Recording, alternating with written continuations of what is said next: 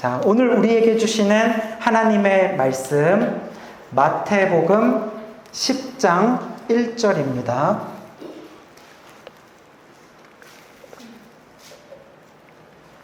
마태복음 10장 1절 말씀입니다.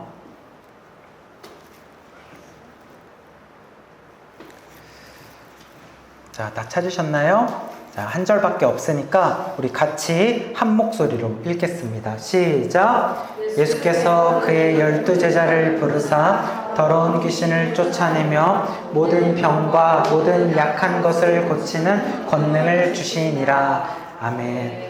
힘들게 성경책 가져왔는데 너무 짧죠? 그래서 한 번 더 읽어보도록 아쉽잖아요. 한 번 더 읽어볼게요. 1절 시작! 예수께서 그의 12제자를 부르사 더러운 귀신을 쫓아내며 모든 병과 모든 약한 것을 고치는 권능을 주시니라. 아멘. 네. 오늘 말씀은 마태복음 10장 1절의 말씀의 은혜를 나눌 텐데요. 12제자에 대해서 나눌 겁니다. 12제자 안 들어보신 분들 없죠? 이 내용이 조금 중요하기 때문에 이번 주랑 다음 주 2주에 걸쳐서 이 주제로 말씀을 나눌 거고요. 그 중에서 오늘은 첫 번째 시간 부르심을 받은 자들이라는 주제로 말씀의 은혜를 나누도록 하겠습니다. 그 예수님께서 지금까지 쭉 하셨던 사역들이 있어요. 그 사역들을 이제 그림으로 한번 정리를 해봤는데 예수님이 세례 요한한테 세례를 받으셨습니다. 기억나시나요? 네. 사람들만, 죄인들만 받는 세례인데 예수님이 왜 받으셨어요? 이것은 예수님이 이 땅에 인간의 모습으로 오셨다. 겸손의 자리로 낮아지고 더 낮아졌다라는 것을 보여주는 시간이었던 거예요. 겸손의 왕으로 오신 예수님. 그리고 나서 40일 금식기도 후에 마귀의 시험에서 승리를 하시죠. 이기시죠. 예수님이 겸손의 왕이실 뿐만이 아니라 마귀를 이기시는 정말 왕 중의 왕이시다. 승리의 왕이시다. 라는 걸 보여주시고 그 뒤에 어떤 우리 또 설교를 들었어요. 산 위에 올라가셨어요. 산 위에 올라가셔서 그곳에서 많은 사람들에게 설교를 하셨죠. 그래서 산에서 하신 설교를 산상수훈이라고 했어요. 그래서 그곳에서 팔복을 비롯해서 천국의 백성들의 삶은 어떠한 것인지 쭉 들려주셨어요. 그리고 나서 다시 산에서 내려오셔서 여러 기적들을 베푸셨죠. 자, 짧게 치고 지나갑니다. 나병 환자들을 고치셨습니다. 그리고 또 어떤 거를 했지, 소망아? 풍랑. 맞아. 풍랑을 어떻게? 잔잔하게 하셨고, 그리고 군대 귀신 들린 사람들이 있었는데 그 귀신 들린 사람, 맞아, 귀신을 다 쫓아서 돼지한테 들어가게 하고, 그 다음에 중풍병자를 일으키시는 기적을 보이셨어요. 그리고 지난주에는 혈루증 걸린 여인과 함께 또 죽어있던 소녀를 일으키시는 기적까지, 이렇게 수많은 기적들. 사실은요, 성경에 보면은 더 많습니다, 내용이. 근데 일부는 생략하고 조금 중요한 사건들 위주로 써놓은 거예요.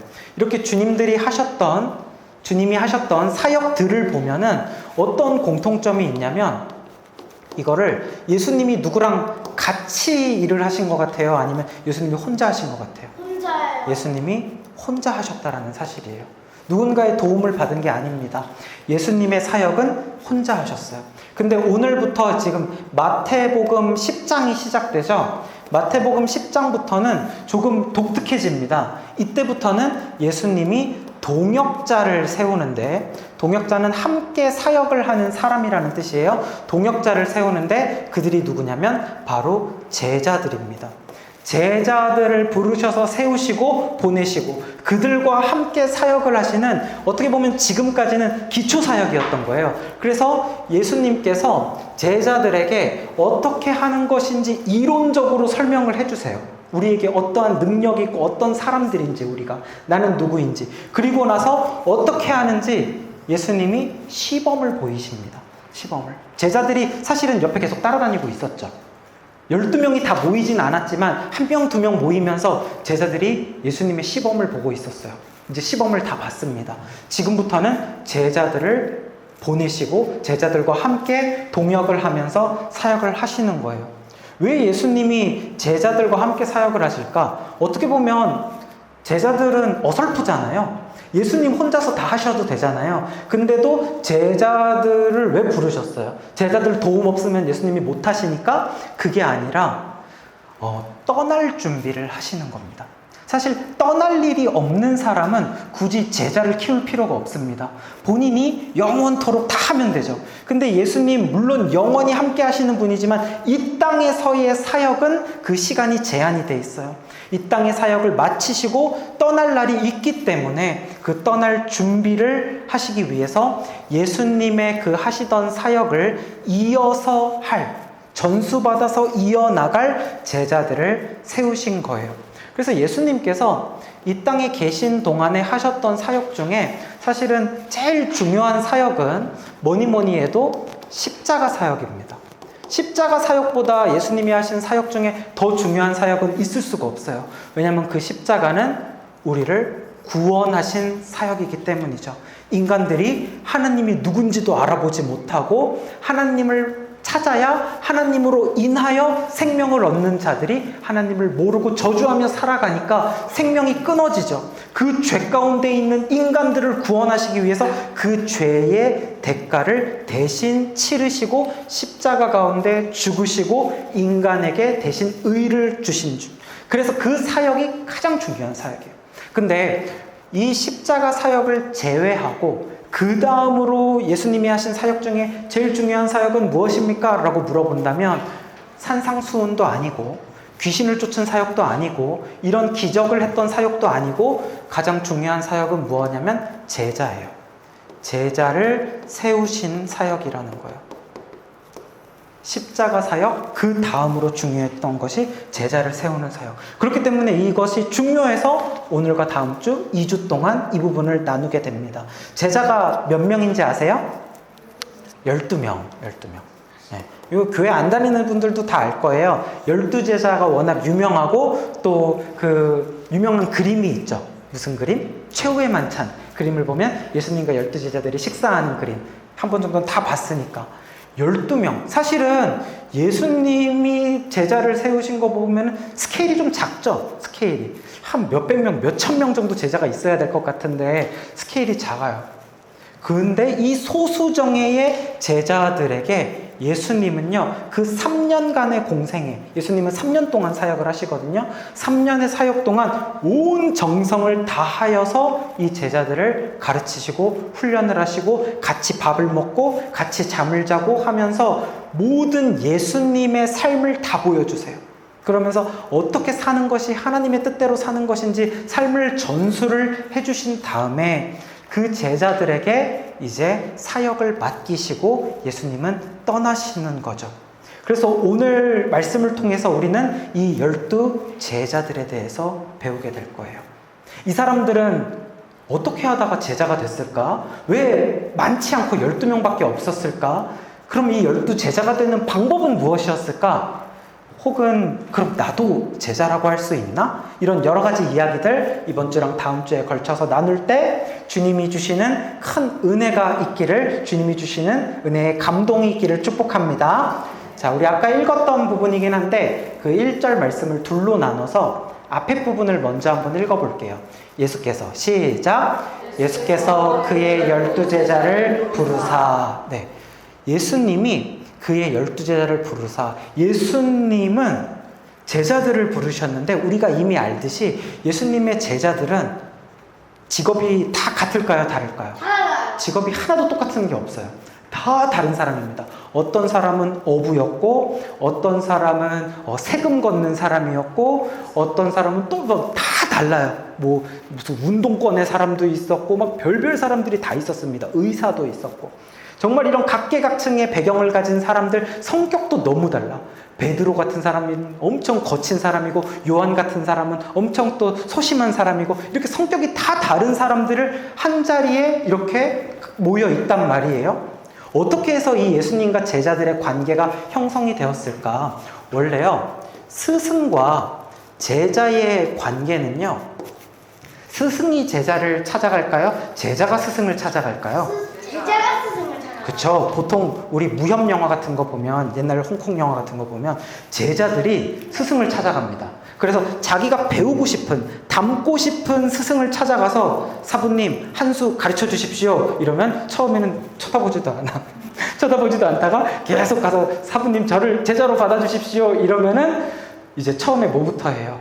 이제 처음에는 화장실 청소부터 하고, 그 다음에 물 길러 오고, 밥하고, 빨래하고, 이런 거 하면서 스승님이 어떻게 하는지 배우면서 나중에는 진짜 제자가 되면서 같이 몇 년, 몇십 년 그 스승의 삶을 그대로 배우면서 하는 거죠.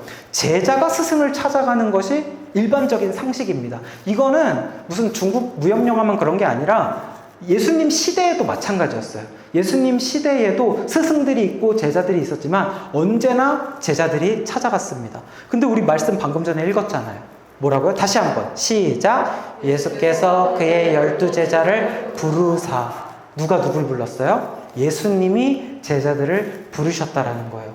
그러니까 제자들이 예수님을 찾아간 게 아닙니다. 가르쳐주세요 한 게 아닙니다. 예수님이 제자들을 심지어 그것도 한 사람 한 사람 찾아갔어요. 다 다른 시간대에 다른 상황 속에서 찾아가서 한 사람 한 사람을 예수님이 직접 부르셨다라는 거예요. 부르심이 있었다라는 거죠. 그렇게 해서 예수님과 제자들의, 스승과 제자의 관계가 형성이 되었습니다. 그래서 성경에서 말하는 제자란 어떤 사람이냐면 부르심을 받은 자입니다. 부르심을 받은 자. 그리고 이 부르심을 받은 자는 다른 말로 하자면 선택을 받은 자 또는 택함을 받은 자라고 할 수가 있어요. 왜 선택이고 택함을 받은 자라고 말을 하냐면 이 12제자 말고도요, 예수님의 제자가 되고 싶어 했던 사람들이 많이 있었습니다. 그 중에 대표적으로 아까 군대 귀신 들렸던 사람 이야기 잠깐 했잖아요. 그 군대 귀신 들린 사람이 몸에서 귀신이 나가고 나서 예수님한테 완전 반해버린 거죠. 우와, 자신의 삶을 완전 새롭게 태어나게 했으니까. 그래서 그 옆에 보니까 제자들이 있잖아요. 저도 예수님을 따라가고 싶습니다. 저도 예수님의 제자가 되고 싶습니다라고 그 군대 귀신 들렸던 사람이 그렇게 했는데 예수님이 거절합니다. 받아주지 않아요. 그리고 뭐라고 하냐면 너가 살고 있는 그 동네에서 너가 경험한 일을 전해라.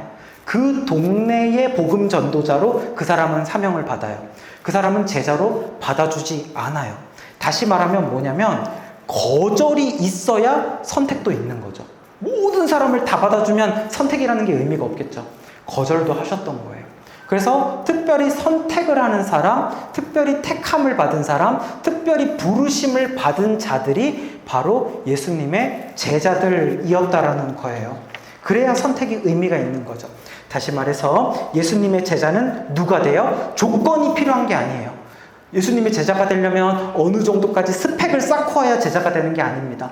어느 정도 죄를 씻고 와야 예수님의 제자가 아닙니다. 예수님이 택해야 제자가 돼요. 예수님이 부르셔야 제자가 된다는 거.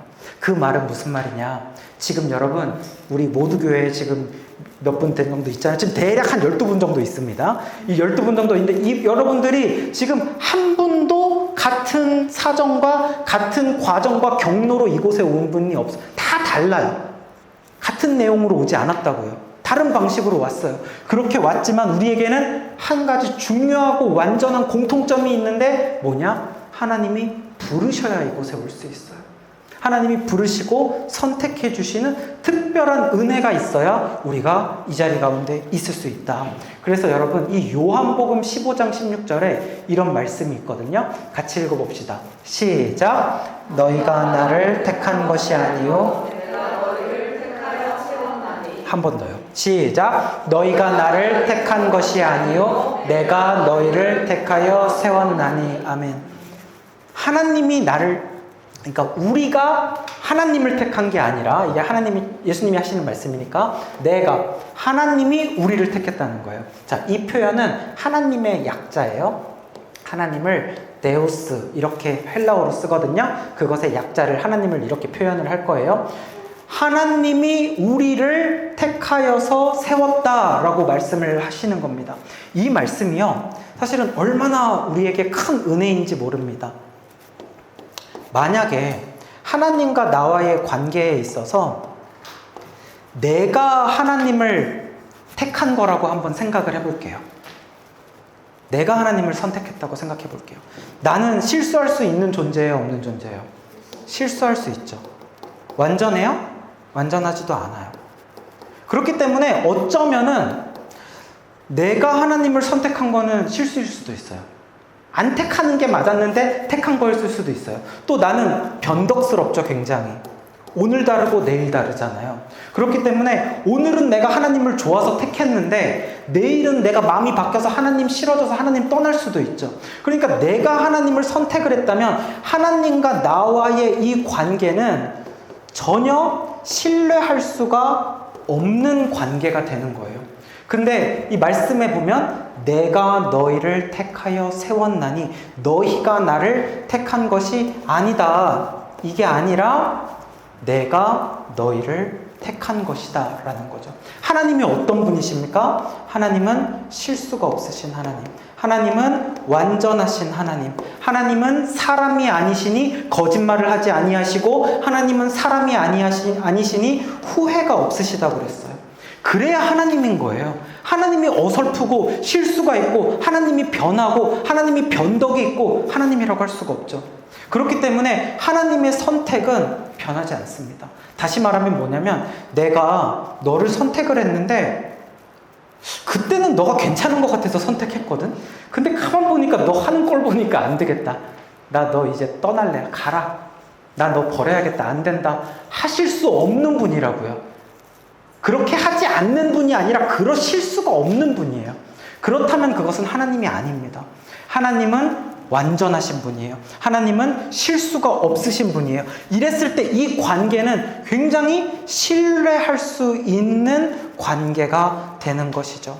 그래서 이것을 우리가 아까 찬양할 때 어떤 찬양을 불렀냐면 오 신실하신 주 이렇게 불렀었죠. 신실하신 하나님이라는 게 그 뜻입니다. 믿을 수 있다라는 거예요.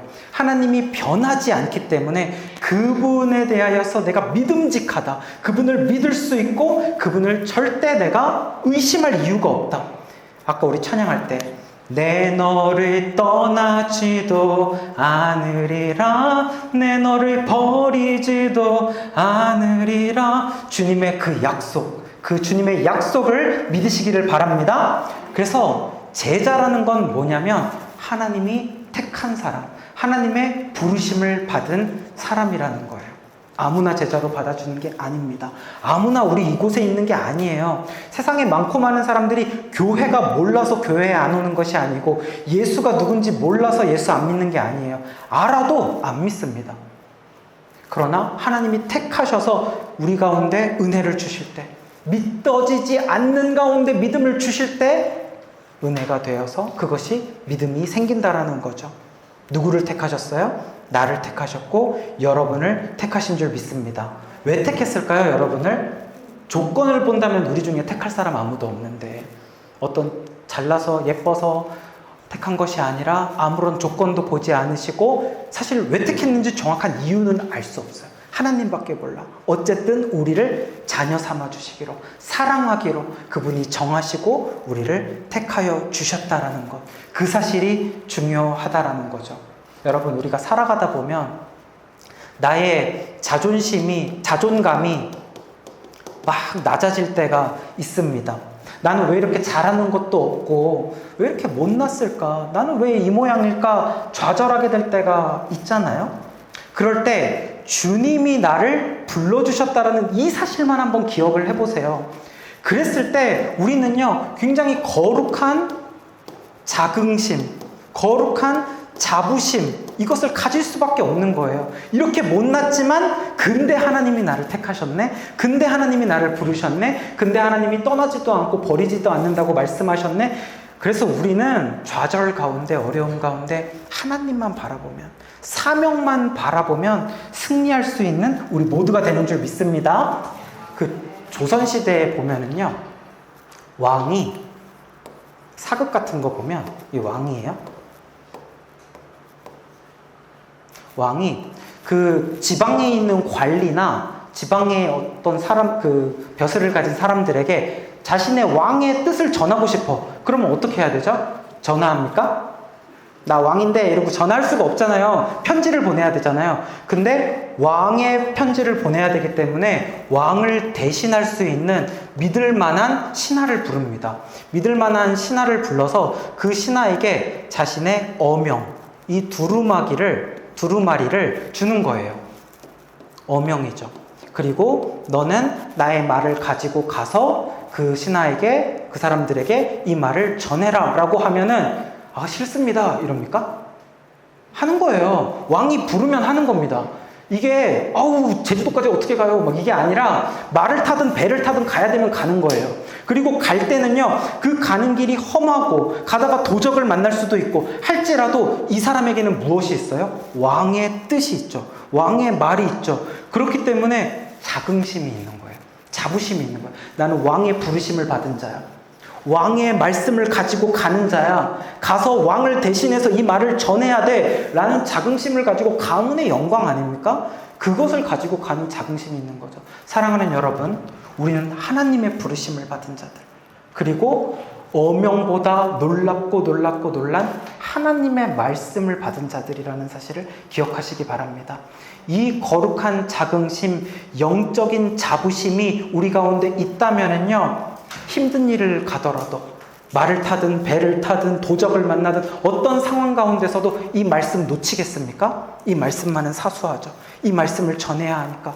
그렇게 살아갈 때 여러분 안에 그 흔들림 없는 자긍심으로 말미암아 승리하는 은혜가 있기를 축복합니다. 자, 계속해서 이 1절의 뒷부분 말씀 같이 한번 읽어보겠습니다. 더러운 귀신을, 시작. 더러운 귀신을 쫓아내며 네, 아멘. 예수님이 제자들을 부르시고 그 다음에 이번에는 권능을 주시니라. 근데 어떤 권능이냐면 더러운 귀신을 쫓아내며 모든 병을 고치고 모든 약한 것을 고치는 권능을 예수님이 제자들한테 주셨다라고 합니다. 예수님이 제자들이에요. 제자들을 부르시고 이 제자들에게 무엇을 주셨냐면 권능을 주십니다. 권능이 뭐냐면요, 되게 어려운 말이죠. 권세와 능력이에요. 근데 권세는 또 뭐냐? 권위와 세력입니다. 그러니까 권위와 세력, 예수님이 가지고 있는 권위는 뭐예요? 하나님의 아들이잖아요.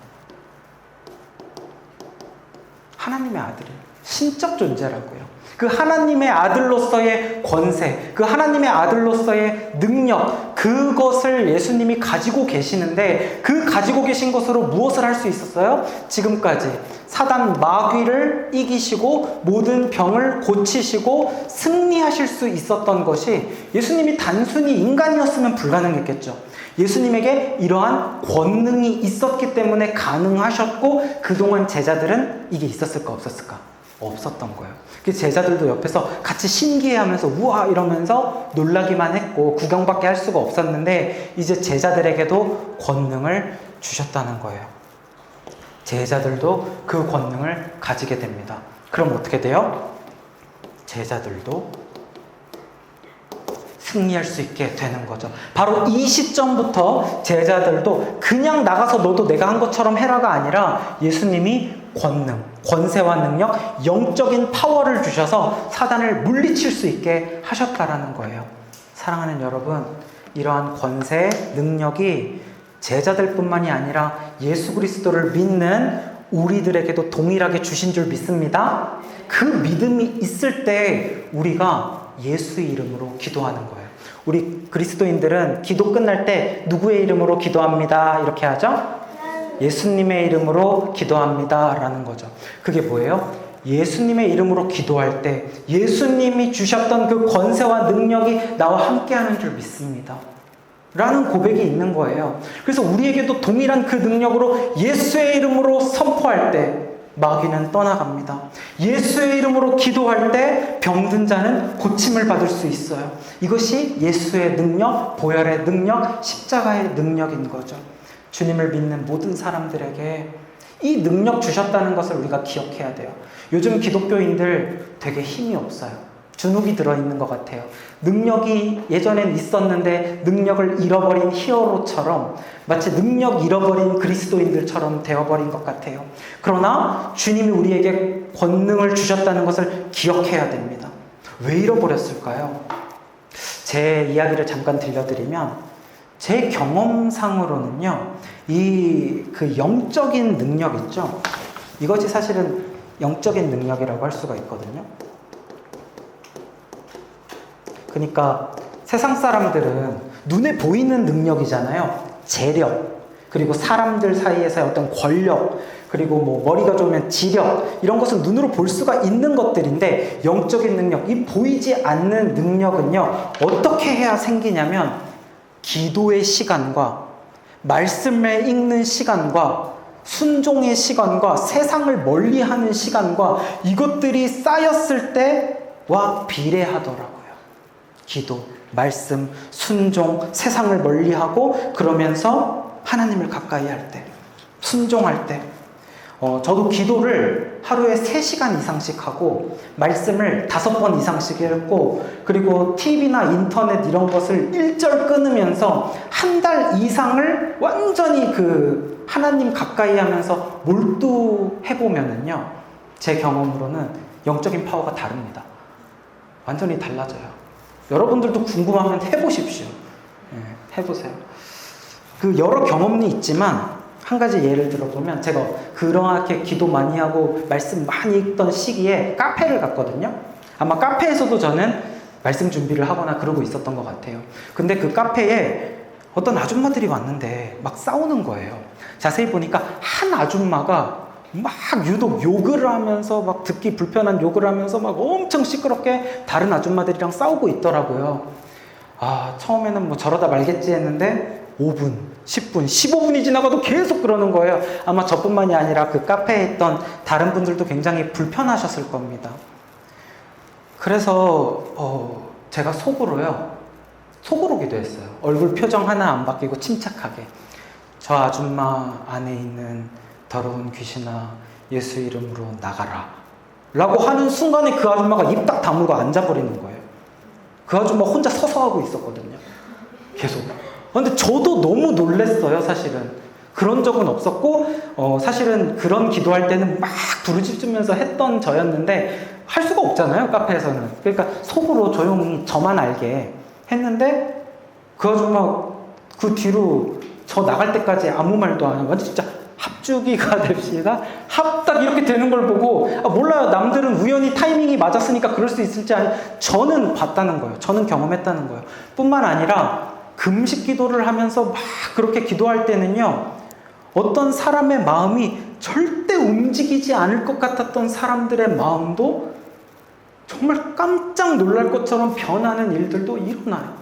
영적인 힘이 완전히 달라지는 것을 느낍니다. 그럼 우리가 왜 능력을 잃은 그리스도인이 되었냐? 그렇게 하고 있지 않으니까. 그렇게 하고 있지 않으니까. 우리가 더 말씀을 가까이 할 때, 그래서 우리 안에 하나님의 영이, 성령이 충만하여지고 말씀이 충만하여지고 기도가 충만하여지고 이것과 동시에 우리의 삶에 하나님을 향한 순종의 삶을 살아갈 때 능력 있는 그리스도인이 됩니다. 권능을 가진 그리스도인이 다 됩니다.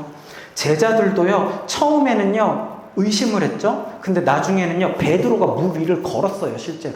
예수님처럼. 그리고 제자들도 안진뱅이를 예수의 이름으로 일으키고요, 막 병든 자 고치고 귀신을 쫓아내고 막 제자들도 실제로 했다니까요. 그들이 대단한 사람들이 아니에요. 우리보다 더 배운 사람들이 아니었습니다.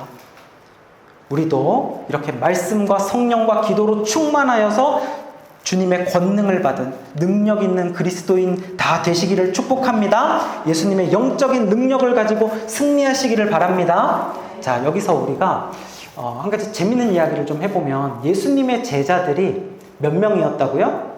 12명이었는데 왜 하필 12명이었을까? 그 10이라는 숫자에 첫 번째로 수학적인 의미가 있습니다. 12명의 제자가 얼마나 중요했으면 12 제자 중에 나중에 한 명 가룟 유다가 배신을 하죠. 그리고 나서 가룟 유다가 자살을 해서 죽으면 12 제자가 몇 명이 돼요? 11명이 되죠. 11명이 됐을 때 그냥 가는 게 아니라 마띠아라는 새로운 사람을 불러서 12명을 다시 채웁니다. 10이라는 숫자를 다시 맞춘다고요. 그럼 분명히 중요한 의미가 있는 거잖아요. 자, 12는 어떤 의미가 있냐면 첫 번째 수학적으로는 굉장히 효율적인 숫자입니다. 네. 무슨 효율적인 이야기를 하냐라고 하겠지만 여러분, 숫자는요 하나님이 만드신 거예요. 숫자를 하나님이 만드시고 수의 세계를 만드셨고 수의 원리를 이용하여서 하나님이 세상과 우주를 창조하셨다는 거 아세요? 사람들은 그것을 발견을 해서 숫자를 매길 뿐인 거죠. 효율적인 숫자입니다. 그래서 이 제자들을 양육을 하기에 굉장히 적합해요. 사실 우리 모두 교회도요, 이 12명 정도 되니까 이제 서로 얼굴 다 기억하고 인사하고 이럴 수 있지, 나중에 한 30명, 40명 되잖아요? 그러면, 일단은 기분이 좋죠. 막 교회가 사람이 많으니까. 근데 인사 안 하죠, 서로. 잘 모르고. 이 예수님도 그 원리를 아셨던 거예요. 그래서 12명을 소수정예로 굉장히 깊이 있는 만남을 하시고 그들에게 가르침을 전할 수 있다는 걸 아셨다는 거예요. 그리고 여러분, 이 12명이요, 사실은 4명씩 세 그룹으로 되어 있었다는 거 아세요? 사실은 1조, 2조, 3조가 있었습니다. 네. 그룹이 나눠져 있었어요. 이 안에서 소그룹이. 그래서 베드로, 안드레, 야고보, 요한, 빌리, 바돌로메, 도마, 마테, 알페오 아들 야고보, 여기 야고보가 이름이 같지만 얘는 알페오 아들 야고보, 시몬, 다데오, 가룟 유다, 4명씩 세 그룹으로 이루어져 있었고 각각 이 3명이 조장이었다라고 추측은 해요. 확실하지 않습니다만. 어쨌든 이렇게 해서 세 그룹으로 관리가 되어져 있었던 제자입니다. 그러니까 10이라는 숫자는 4명씩 세 조로 운영이 가능하죠. 그리고 예수님이 이 제자들을 이제 동역자로서 보내실 때가 있거든요. 너희들도 가서 병자들을 고쳐라 할 때는 어떻게 또 하시는 줄 알아요? 한 명씩 보낸 게 아니에요. 2명씩 짝을 이뤄서 보냅니다. 둘씩.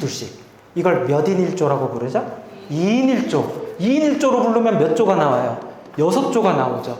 이렇게 해서 이 조 안에서 또 2명씩 짝을 지어서 합니다. 12라는 숫자는 참 좋은 숫자인 거예요. 같이 양육하기도 좋고 4 곱하기 3도 되고 2 곱하기 6도 되고 짝이 딱딱 맞아 떨어지는 수. 그러니까 한 명이 없으면 비워서 채우는 것이 중요했겠죠. 이것까지는 수학적 의미인데 여기에 영적인 의미까지 가지고 있습니다. 자, 지난주에 에어컨 조금만 더 낮춰줄래요? 제가 조금 더워서. 지난주에 12에 대한 영적인 의미를 이야기를 했는데 한 번만 더 이야기를 할게요. 먼저 3이라는 숫자와 4라는 숫자에 성경적인 의미가 있다고 했어요. 3은 하늘의 수, 하나님의 숫자입니다. 그래서 하나님은 삼위일체 하나님이시죠. 세 분이시죠. 하나님을 찬양할 때 천사들이 거룩하다, 거룩하다, 거룩하다 3번을 불러요. 4는요, 땅의 숫자, 인간과 관련된 숫자, 세상과 관련된 숫자. 그래서 고난과 관련된 4는 40일 동안 금식 기도를 합니다. 40년 동안 광야 생활을 합니다. 40이라는 숫자는 그런 숫자예요. 그래서 이 3과 4가 만나면 하늘과 땅이 만나고 0과 6이 다 만나게 되면 어떤 숫자가 되냐면 3과 4를 더한 7, 3과 4를 곱한 12, 이 2개의 숫자는 성경에서 완전을 상징하고 완성을 상징하는 숫자인 거예요. 그래서 하나님이 세상을 며칠 동안 창조를 하시죠? 7일 동안 창조를 하시죠. 예수님이 제자들을 12명으로 부르시죠. 이 숫자는 굉장히 중요한 숫자, 완전, 완성을 상징하는 숫자. 베드로가 예수님한테 질문을 했습니다. 예수님, 용서를 하기는 해야 되는 건 알겠어요. 근데 용서를 해도 저 사람이 안 받아줘요. 계속 용서해야 됩니까? 안 변해요. 언제까지 용서해줘야 됩니까? 그랬더니 예수님이 7번씩 70번 용서를 해라 라고 했어요. 그러면 7 곱하기 70이니까 예수님이 490번 용서하랬구나가 아니라 완전을 의미한다고요. 7은. 그러니까 이 말은 뭐냐면 끝까지 용서하라 이거예요. 계속 용서해라. 이거 무조건 죽을 때까지 너가 용서해라. 그 이야기를 7번씩 70번까지. 그런 숫자가 7이고 그런 숫자가 12입니다. 그래서 12는 완전과 완성을 상징하는 숫자라서 성경의 마지막 책이 무슨 책이죠? 요한계시록을 보면은 계시록의 마지막 날에 예수님께서 재림하여 오실 때 그때 하나님의 나라가 도래하게 되는데 그 하나님의 나라가 도래할 때 구원받은 백성이 몇 명이라고 이야기해요? 14만 4천 명이라고 이야기를 해요. 그때 세워질 하나님의 나라의 성벽은 144규빗이라고, 규빗은 단위입니다. 라고 말을 해요. 그리고 그때 하나님의 나라의 기초석에는 12개의 보석이 있고 문도 12개고 이 외에도 12지파의 이름이 새겨져 있고 아무튼 쭉 보면은 10이라는 숫자로 가득해요. 14만 4천은 뭐예요? 12 곱하기 12 곱하기 1000이죠. 144규빗도 12 곱하기 10이죠. 하나님의 나라는 무슨 12랜드 같아요. 그렇죠? 사람도 12, 건물도 12, 전부 다 10이야. 12랜드.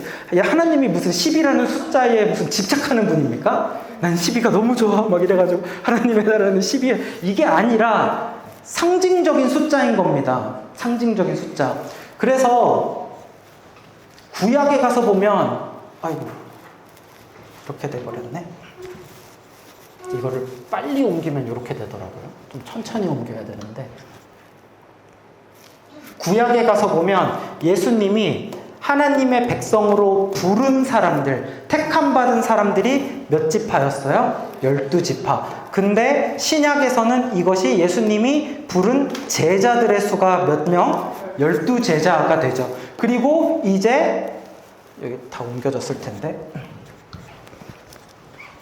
그 12제자가 14만 4천 명이라는 숫자로 이제 확장이 되어지는 거예요. 그래서 하나님이 선택한 수, 완전한 나라에 하나님으로부터 완전하게 죄 용서받고 씻음받은 구원받은 백성의 수가 10이다라는 어떤 상징성을 가지고 있는 거죠.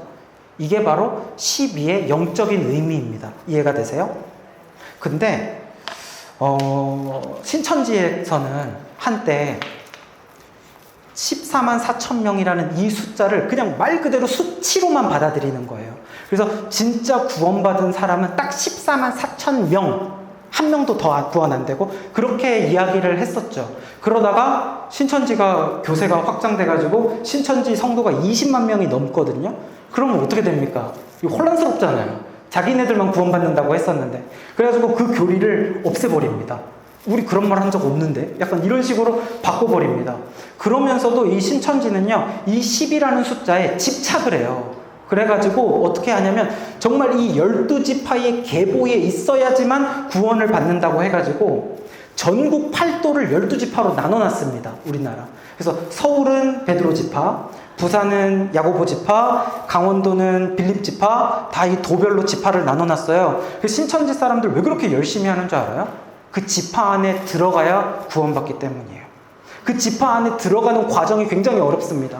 그 안에 들어가려면은 그 일주일에 5번씩 성경 공부하러 다녀야 되고 그 모든 과정을 1년 동안 해야 되고 그 다음에 수료를 해야 되고 그 다음에 또 나가서 전도해야 되고 엄청 그 과정을 거쳐야 12지파 안에 들어가는 거예요. 그래서 나는 이제 베드로 지파에 들어왔다, 나는 이제 구원받았다 하는 거죠. 사실 이거는 그런 의미가 아니었는데 하나님의 구원받은 백성은, 하나님이 택함받은 사람은 10이라는 상징적인 숫자 안에서 셀 수 없이 많다라는 것을 의미하는 거거든요. 그렇게 신천지는 성경을 엉망으로 해석하고 하나님을 마치 숫자나 크기에 제한된 사람처럼 부신 것처럼 이 수치대로 계산하잖아요. 그러면 그 하나님의 나라의 크기가 얼마나인지 알아요? 우리나라보다는 조금 큰데 지구보다는 작아지거든요. 그래가지고 그 구원받은 사람 다 넣겠습니까? 그 죽은 사람이 얼마나 많은데? 그 천국이 너무 작잖아요. 크기로 따지면 크기에 제한받는 분이 아니라는 거. 자, 어쨌든 12는 이런 성경적인 의미가 있어요. 완성될 하나님 나라에 들어갈 부르심 받은 자, 택함 받은 자의 상징이 있다라는 거예요. 자, 그래서 우리 한 가지 이야기만 더 하고 마칠 건데, 이 예수님의 제자뿐만이 아니라 자신이 예수님에게 택함 받았다, 하나님에게 부르심 받았다라고 확신을 가지고 살아간 사람이 있습니다. 자, 에베소서 1장 3절 같이 한번 읽어보겠습니다. 시작. 찬송하리로다. 하나님 곧 우리 주 예수 그리스도의 아버지께서 그리스도 안에서 하늘에 속한 모든 신령한 복을 우리에게 주시되. 에베소서는 바울이 썼습니다. 바울의 옥중서신이라고 그러는데 감옥에서 쓴 거예요. 로마 감옥에서 에베소 교회로 쓴 편지예요. 편지. 그 편지인데 바울이 감옥에 있는데 처음에 뭐라고 시작을 해요? 찬송하리로다. 실제로 이 에베소서 1장은 거의 다 하나님 찬송으로 돼 있어요. 그 6장짜리 편지를 보내면서 한 장을 하나님 찬송으로 다 채워놨다고요. 감옥에 있는 사람 맞습니까? 감옥에 있으면서 하나님을 찬송하고 있어요. 하나님께 감사하고 있어요. 그 감격에 겨워가지고 계속 하나님을 찬양하는 모습으로 나옵니다. 사실 저 같으면요, 감옥에 있으면 이렇게 찬송 감사 안 나올 것 같아요. 아, 여기 감옥 너무 춥고 음식도 너무 형편없어요. 저 에베소 교회 여러분, 저 잘못한 거 없거든요. 예수님 전한 거밖에 없거든요. 좀 잘 좀 얘기해줘서 탄원서 써줘서 감옥에서 나올 수 있게 해주세요. 이런 거 인간적으로 쓸 것 같은데 아니에요. 막 너무 행복해 보여요. 막 기뻐가지고 그냥 막 찬송이 끊이지가 않는 바울의 모습. 그러면서 찬송하리로다. 하늘에 속한 신령한 복을 받았다. 나는 복을 받은 자야. 막 이러고 있는 거예요. 어떻게 이런 태도가 가능할까요? 우리의 모습을 보면은요, 우리는 어떻냐면 작은 시련이 와도 어떤 돌멩이 하나가 날아온 것처럼 표현하는 거예요. 감옥은커녕 작은 시련만 와도 우리는 억울하고 서럽고 굉장히 이것에 대하여서 힘들어요. 굉장히 고난으로 경험을 한단 말이죠. 그렇기 때문에 감옥에 들어갔다 하면 우린 내 인생 끝난 것처럼 되어버리겠죠. 왜 그렇게 우리는 받아들일 수밖에 없냐면 우리 안에 해결되지 않은 상처들이 있고요. 사랑하는 사람들에게 받았던 배신도 있고요. 또 인정받고 싶었는데 인정받지 못했던 거절감도 있고요. 사람들이 나를 떠나고 사람들이 배신하고 믿었는데 상처받고 이러한 것들이 다 해결됐다고 생각했는데 내 안에 있어요. 트라우마라고 하죠. 그래서 어떤 일을 당했을 때 이 안에 있었던 성경에서 쓴뿌리라고 하는데 이 쓴뿌리가 올라옵니다. 해결이 되지 않아서. 다시 올라와서 그 작은 시련을 크게 느껴요. 그때의 아픔처럼 느껴요. 그렇기 때문에 어떻게 되냐면 사람한테 원망하고 하나님한테 실망하고 또 좌절을 경험하고 그렇게 되는 거죠. 아까 우리 찬양 부를 때 하나님 한 번도 나를 실망시킨 적 없으시고 찬양 부르면서 여러분 아닌데 나 하나님한테 실망한 적 되게 많은데 언제나 공평과 아닌데 나 하나님 공평하지 않다고 생각하는데 막 이러면서 찬양 부르셨을 수도 있어요. 왜냐면 저도 그런 적이 있었으니까. 근데 그렇게 되는 거예요. 이 안에 있는 마음들이 해결이 되지 않으면 원망할 수밖에 없어요. 하나님한테 그 손가락을 하는 거예요. 그래서 하나님 실망했다고 하는 거예요. 근데 어떻게 바울은 그렇게 하지 않고 하나님을 나를 실망시킨 적 없습니다. 내가 감옥에 있어도 하나님은 가장 좋은 분입니다. 라고 어떻게 찬양할 수가 있냐면 자신이 신령한 복을 받은 자라고 고백을 해요. 그 고백이 뭔지 자, 이 말씀 한번 읽어볼게요. 에베소서 1장 4절 5절 시작. 곧 창세전에 그리스도 안에서 우리를 택하사 그 앞에 거룩하고 흠이 없게 하시려고 그 기쁘신 뜻대로 우리를 예정하사 예수 그리스도로 말미암아 자기의 아들들이 되게 하셨으니 네, 바로 이겁니다. 바울이 받았던 그 복이 뭐냐면 그 복으로 말미암아서 찬양을 하게 되는데 그 복이 무엇이냐? 자, 따라해보세요. 창세전에 그리스도 안에서 우리를 택하사 한 번 더 창세전에 그리스도 안에서 우리를 택하사 하나님이 나를 택하셨다는 거예요. 하나님이 우리를 선택해 주셨고 불러주셨다라는 거예요.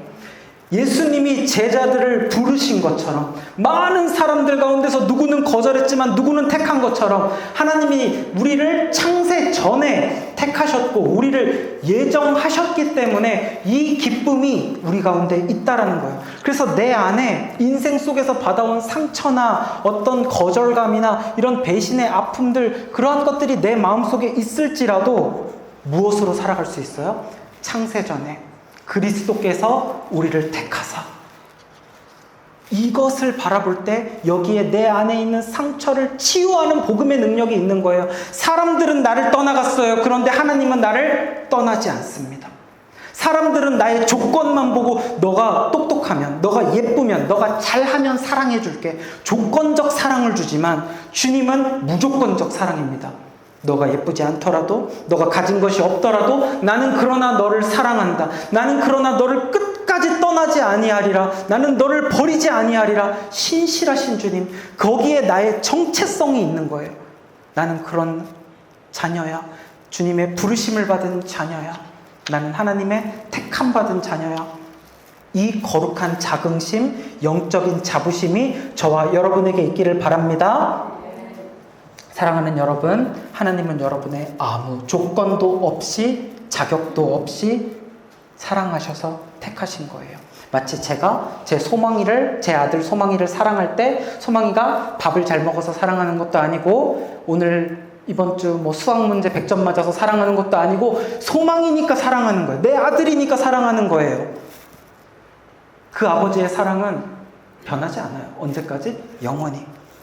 하나님은 여러분을 아들, 딸로 삼아주셨고 여러분을 택하셨기 때문에 버리지 않습니다. 그 사랑 끊어지지 않습니다. 그러므로 여러분, 그 하나님을 붙잡으시고 단 한 번도 배신하지 않으신 하나님, 버리시지 않은 하나님, 나에게 실망시키신 적 없는 하나님, 그 하나님을 기억하면서 그 놀라운 복음의 능력으로 승리하는 저와 여러분들 되시기를 주님의 이름으로 축복합니다. 이 시간에 우리 오늘 말씀 기억하면서 아까 불렀던 찬양 같이 한번 찬양하고 기도하도록 하겠습니다. 하나님 한 번 또 나를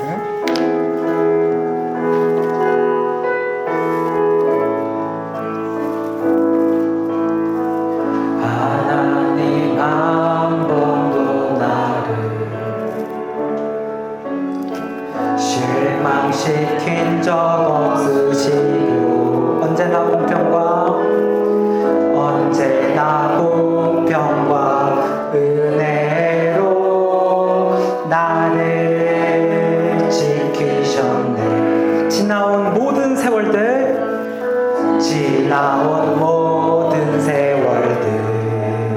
돌아보아도 그 어느 것 하나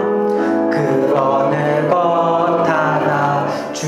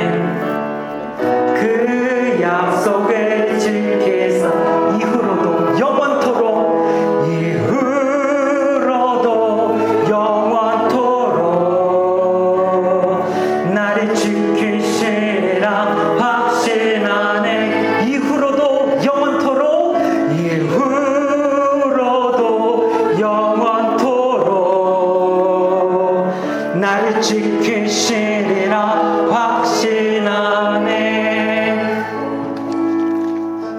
사랑하는 여러분, 하나님은 여러분을 창세전에 그리스도 안에서 택하신 줄 믿습니다. 여러분의 어떤 조건을 보고 택한 것이 아니에요. 여러분이 앞으로 살아간 동안 어떤 문제가 생기거나 여러분이 변한다고 그래서, 그래서 여러분이 하나님을 실망시킨다고 그래서, 그래도 하나님은 여러분을 안 떠나요. 하나님의 택함은 그러한 것입니다.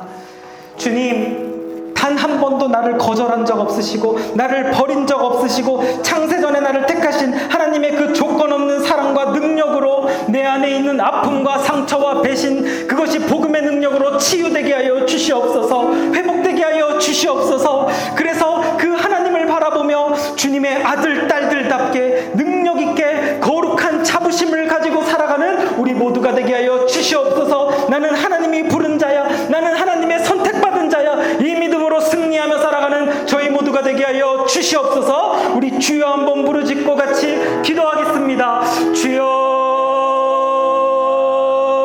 주님 아버지, 주여 아버지, 우리가 세상을 살아가면서 많은 사람들에게 상처도 받았고요, 배신도 당했고요, 거절감도 있었고요. 그래서 우리는 작은 시련만 당해도 그러한 쓴뿌리들이 다시 올라와서 너무나도 그것들로 인하여서 힘들어하고 고난으로 느끼고 절망을 하고 사람들을 원망하고 하나님께 실망하며 그렇게 살아가지만, 주여 아버지, 오늘 바울을 보니까 바울은 감옥 가운데서도 하나님을 찬양합니다. 하나님께 예배합니다. 하나님께 감격하며 감사하며 기쁨 가운데 우리 에베소 교회 성도들에게 편지를 쓰고 있어요. 주여 아버지, 그 가운데 있었던 거룩한 자부심, 하나님이 나를 부르셨다, 하나님이 예수님이 12제자를 택하고 부르신 것처럼 나를 제자로 부르셨다, 나를 그의 아들로 딸로 택한 자녀로 부르셨다, 이 믿음으로 거룩한 자부심으로 살아갈 때 이 세상 어떠한 어려운 가운데에서도, 설령 감옥에 갇히는 한이 있더라도, 설령 어두운 가운데 있다 할지라도 하나님이 나와 함께 하시니 내가 무엇을 두려워하리요, 이 믿음으로 살아가는 저희들이 되게 하여 주시옵소서. 내가 하나님을 택한 것이 아닙니다. 하나님이 나를 택하셨습니다. 그 택함에는 완전하십니다. 실수가 없으십니다. 영원히 변치 않는 신실하신 사랑, 그 사랑을 의지하며 우리 모두가 살아가게 하여 주시옵소서. 아버지 하나님, 하나님 아버지, 예수님은 12제자를 부르셨고 그들을 택하셨어요. 또 바울의 고백처럼 창세전에 아무런 조건 없이 자격 없는 우리들도 부르시고 택한 줄 믿음으로 고백합니다. 주님, 그 하나님의 택함은요, 내가 하나님을 택한 것이 아니라 하나님이 나를 택하신 그 선택과 부르심은요, 영원히 변치 않는 자녀로의 부르심인 줄 믿습니다. 이 믿음 가지고, 거룩한 자부심 가지고, 영적 자긍심 가지고, 복음의 능력으로 상처가 치유되고 하나님이 나를 부르셨다라는 자신감을 가지고 그 능력 안에서 살아가는 저희 모두가 되게 하여 주시옵소서. 감사를 드리며 이 모든 말씀 거룩하신 예수님의 이름으로 기도합니다. 아멘. 이제는 예수 그리스도의 은혜와 하나님 아버지의 사랑과 성령님의 교통하심이 창세전에 그리스도 안에서 우리를 택하사 그 변함없는 택하심과 부르심의 거룩한 자부심을 가지고 이 땅 가운데 상처를 이겨내고 승리하며 살아가기를 다짐하고 결단하는 예배자들의 머리 위에 영원토록 함께 있을지어다. 아멘.